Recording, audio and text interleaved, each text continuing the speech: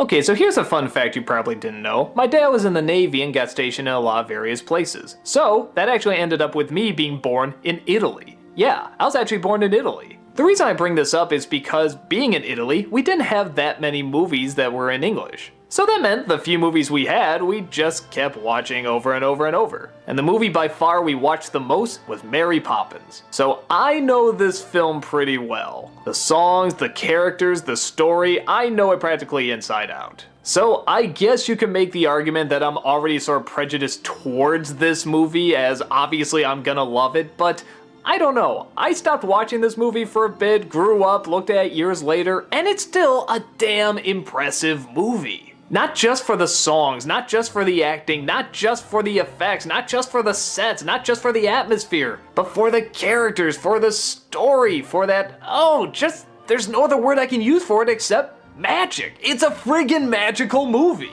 The best way I can describe it is like being cheerfully drunk at a party. You go, you have fun, you dance, you have all sorts of great times, but then you want to get into the serious moment where you want to question life, and yeah, that's kind of here too. It doesn't shy away from some of the really heavy stuff that it's doing, well, I guess it's simple stuff. I mean, one could almost say it's too simple. It's a father who's a workaholic and needs to spend more time with his kids. That's not so hard. But the way they deal with it and the creative way they talk about it and, it's just so damn good. Okay, well, let's start from the beginning, as if you guys don't know this story. Mr. Banks has two children, Jane and Michael, who are not very good at doing what they're told because the father is always at work and the mother is always out fighting for women's rights. So they request a nanny to sing them songs, give them treats, do all that good stuff. But Mr. Banks hates the idea and wants someone that's stern and strong. So he rips up the letter, but little does he know, it gets whisked up to the clouds where Mary Poppins is waiting. So what, she is gonna be all the fun and games and treat giving and all that stuff we heard about?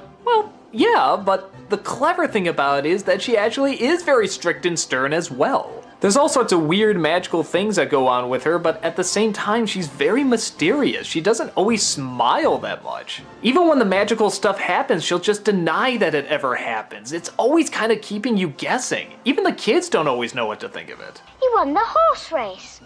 A respectable person like me in a horse race? How dare you suggest such a thing? But I saw you do it.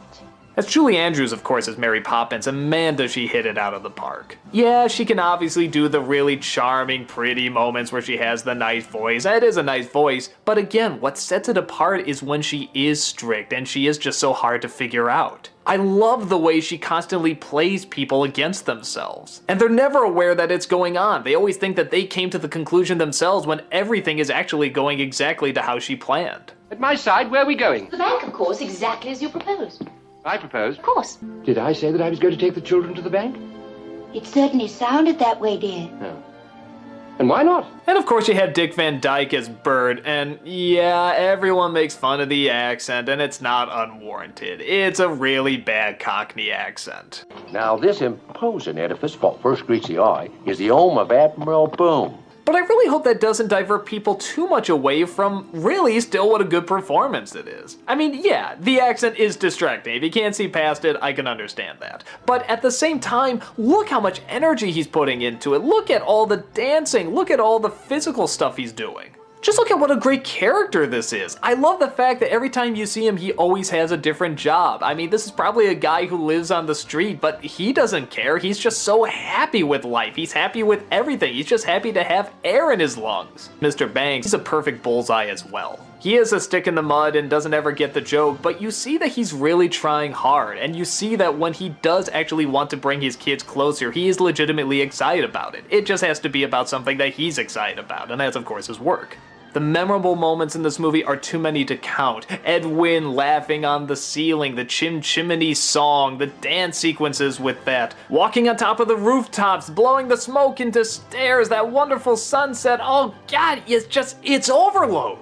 There's so many good moments of atmosphere, music, and wonder, and just, it takes you back to being a little kid again. And all the effort is there, all the effort that they put into the look of it, and the size of it, and the dance numbers, and the music, and the lyrics, and... Okay, obviously you can figure out I like this movie a lot. I'm trying to think of what's actually not good about this movie, and the only thing I can really think of is maybe during the scenes where they're playing and having fun, they go on a bit too long and it becomes a bit unfocused, but I don't know, it's still supposed to be a family film that entertains the kids too, and kids just really want to stay in these entertaining worlds, and in my opinion, it lets them stay there for as long as they would probably want to stay there until it goes on to the next cool thing.